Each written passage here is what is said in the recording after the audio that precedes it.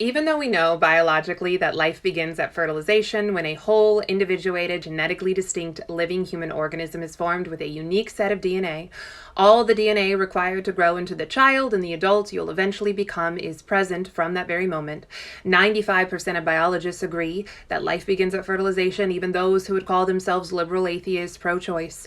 It was probably in your biology textbook growing up. Even though we know that life begins at fertilization, almost every single pro-abort will be dishonest, will attempt to negate either the humanity and or the life of a human fetus because he has to, because the very act of abortion negates all of their arguments immediately.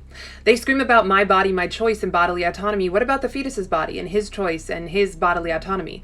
They scream about consent. What about the fact that the fetus isn't consenting to die? He didn't consent to come into existence, to naturally need, as we all do for a certain time, his mother's body in order to survive. He didn't consent.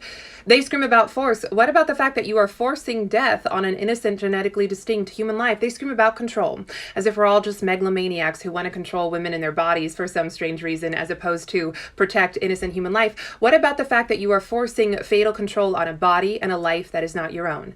Never let them forget that every single one of their arguments is immediately negated by the act of abortion. Every human has the right to his own life.